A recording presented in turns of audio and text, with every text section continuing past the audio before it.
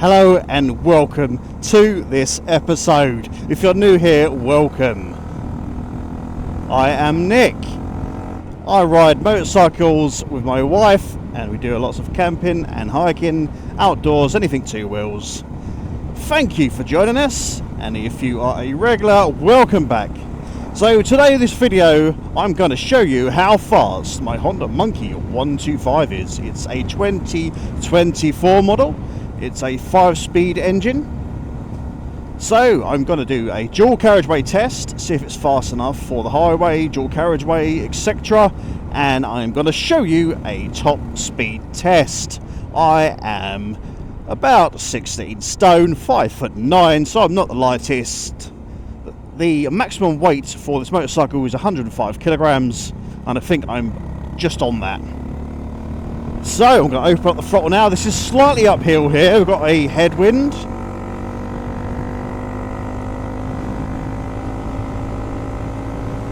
We are up to 50 miles an hour. I'm going to change into 6th gear in a minute. 57, 58,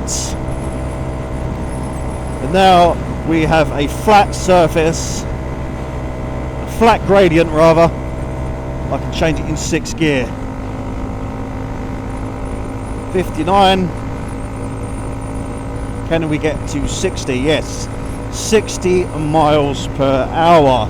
And I would say, by experience of riding this bike for just under 1,000 miles, 60 mile an hour is pretty much top speed for my weight. Unless there is a decline of a hill, I can get 65 out of it. Yes, I do have the exhaust, but it did not change the speed. If anything, it slowed the top end down a little bit. I don't have a tuner on it. I also have a high flow air filter. Again, it hasn't really changed the speed. We are going to do a pull away.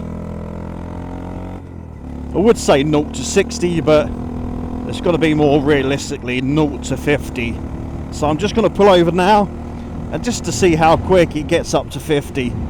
It wouldn't be fair if I said 0 to 60, because that's not going to be achievable because there was a hill ahead.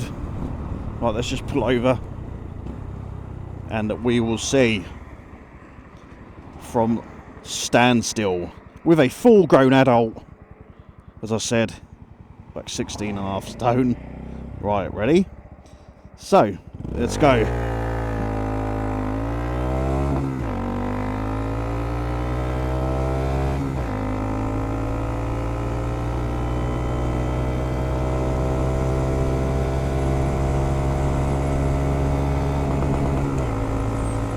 Naught to 50. We just hit 50 there. What I've learned with this motorcycle, you have to rev it throughout the whole rev range, so you're just almost hitting the rev limiter in order for this to go. The engine likes to be revved, hence why I didn't put it in 6th gear straight away back then. It would have bogged down otherwise. So you have to really make use of them gears. I'd say keep it in 5th gear, and just to get the last couple of mile an hour out, knock it into 6. And I would say 6th gear on this motorcycle, on the newer model, is more of economy gear, so the engine isn't revving so much. Just it puts it under less stress if you're doing a long journey and you want to cruise at 60. That 6th gear is, oh sorry, not 6th gear, 5th gear. I keep saying it's got 6 gears, it ain't. It's got 5 gears. Right, let's do another top speed run. We are in 4th gear, 5th gear, 50 mile an hour. I've got a massive headwind. 57. Let's knock it into 6th gear. See, it bogs down a little bit. It's definitely economy gear. It doesn't really give you more speed. The engine just doesn't rev as much. So I would say the 4-speed one is still a great motorcycle, it's still adequate, but this is designed so it can do a long distance without you wringing the neck out of it constantly. Just keeps them revs a bit low when you're doing top speed. Like I say, top gear is more of a economy gear. Let's do another standstill start and see how long it takes again to get it to 50 miles per hour. Right, let's start again. So we're in first gear, complete and utter standstill. See if I can do it a bit better this time.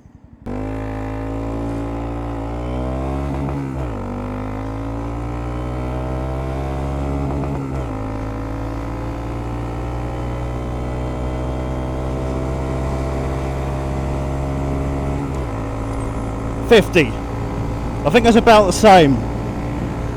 It quite easily does 50 mile an hour regardless of the decline, incline, whatever. But 60 will depend on the headwind, and it will depend on the incline as well. Obviously, if you are lighter, like my wife has one of these, and she can get to 65. And she weighs just under 10 stone. She'd probably kill me for telling you that. So I'm almost double her weight, and I can still get 60. So if you're a larger guy, a larger person, and you're looking to buy this motorcycle, I am a good demonstrator for that larger guy. If you're worried and concerned that you might think the bike is too small for you, no, it still pulls 60 mile an hour. So is it good for the highway? Is it good for dual carriageways? I would say it deals with them adequately, but I would prefer to be on something else if I was spending more than half hour on a dual carriageway, just for the fact you won't be able to overtake anything. If there is a hill or a headwind, you won't be able to get to 60. It can do it, but it's not great. It's not a great bike for highways. But what it lacks in that department, it makes up absolutely everywhere else. I have covered 100-mile one-way trip on this motorcycle with full camping gear, and it was okay. Don't get me wrong, the dual carriageway part sections of it wasn't fun. It was quite windy, and there was quite a lot of hills and slowed me down quite a bit, but I planned my route accordingly. I made sure I didn't go on too many dual carriageways.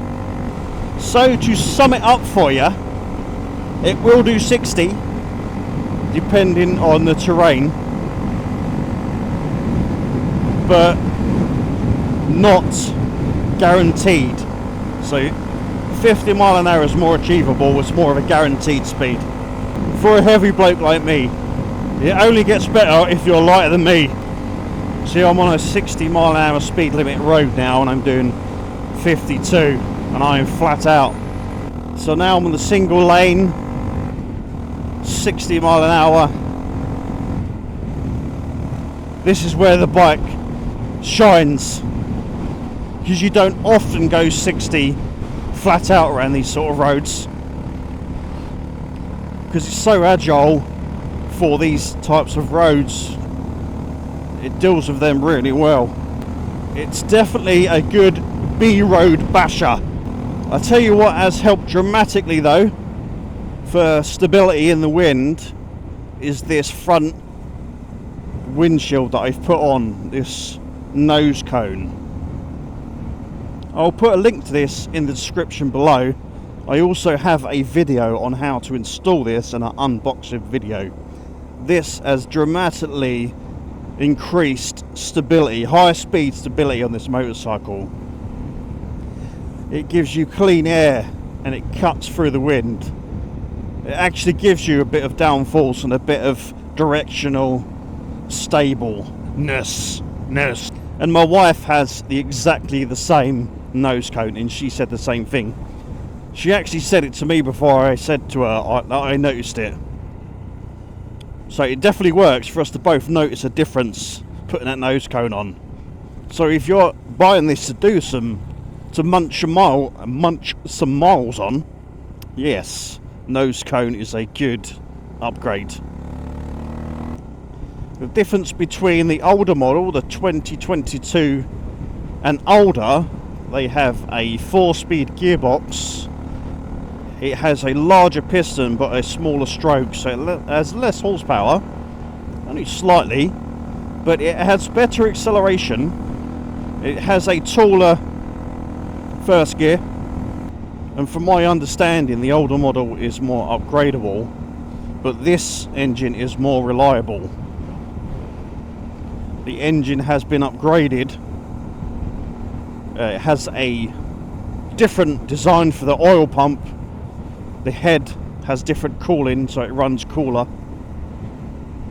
Has a longer stroke, gives you more mid-range torque. So if I had to choose, I would choose the newer engine, because they have just sorted out the teething problems that was with the older one. This is more designed to go on longer distances. And my wife and I have actually proven that on the channel.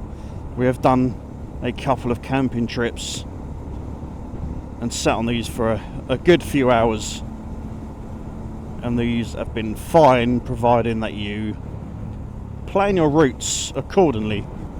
Lots of B roads, not so many dual carriageway or highways. Not a highway munger at all. There's no reason why you can't, like I said earlier. It's a little sacrifice you take. It's a sacrifice you make to have such a cool, easy to manage around the town bike. I'm happy with it, and I would say the speed is adequate, especially with all these new speed restrictions taking place. Lots of 20 mile an hour speed restrictions. Doing 20 on this is like feeling like doing 60 on a big bike. And ironically, I got a speeding ticket on this motorcycle. I've had about 25 motorcycles, some of which include Honda Fireblade, a BMW GS 1200, SV 1000, SV 650. I've had so many fast bikes, and this is the bike I get caught for speeding on, because it's just so fun. So that is it really. That's all I can say about the speed. Hope you've enjoyed it. Just a quick video today. A little 0 to 50 test for you with a heavy bloke, if you're concerned. Obviously, if you've got any questions, please message me on Instagram, Facebook, or you can just follow me on TikTok as well if you'd like, and I will answer all your questions if you have any concerns. Thank you so much for watching. Until then, I've been Nick, and I will catch you on the next episode. Ride safe.